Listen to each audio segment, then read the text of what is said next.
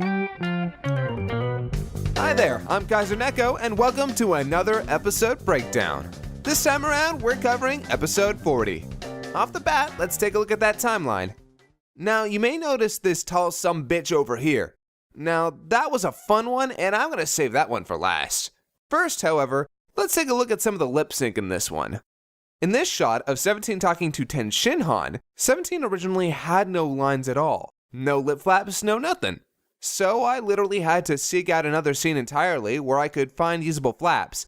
The funny part?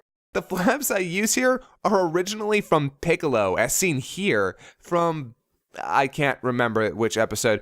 I obviously had to do a lot of recoloring, of course. This also had an exceptional amount of moving lip flaps, of which I often have to frame by frame reposition. Sometimes, though, I can set them on tracks, like here. This episode has a couple of shots where I had to pull footage from different scenes or different episodes altogether.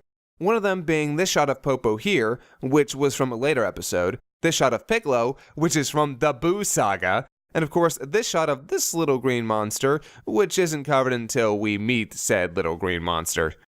Another scene as well that ended up needing a particularly big edit to it is this scene here with Korin. I needed a shot that would work here, but found myself at odds until I found this scene in the Garlic Jr. saga. The big problem? The sky color was completely inconsistent. So I did my best with the time I had and used the Change to Color tool. There's still some color bleeding issues here and there, but ultimately I was happy with the end result. I also had to do some fun edits with eyes as well, like with Piccolo here, and Android 18 here. Roll it back, Pint Size. We're not gonna fight you. You're about as threatening as a Cocker Spaniel. You bring up a fantastic point! Now for the biggest edit in this episode, Android 16's scanning scene.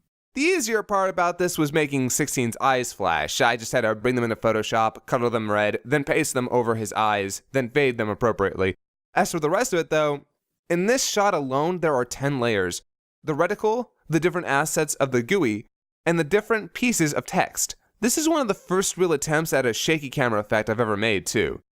It's not the best, and I hope to improve in the future. I also put a red tint over Krillin to give the illusion of looking out of 16's eyes. A lot of selective cropping going on with the texture too. Also, if you find a binary translator online, the binary code at the bottom does mean something, so give it a look. All in all, this is one of the most extensive edits I've had to make in a long time, and I'll be honest, it was a blast. Also, if you're curious, yes, that is a little bit of the Falconer score at the end there. Redone, actually, by a friend of ours, Ein Sofaur, who's done plenty of music for us in the past. Now, we've gone on record before saying that we weren't going to use the Falconer score much in the show, but considering the US fanbase's attachment to the Cell theme, we thought we'd dip our toes at least a little. That's all for this episode. Make sure to check out our other channel, TFS Gaming, for all sorts of video game related fun from us. And if you're looking to support the series and maybe score a neat shirt, check out our selection at Shark Robot. Thanks for all the love, you guys, and I'll see you next time.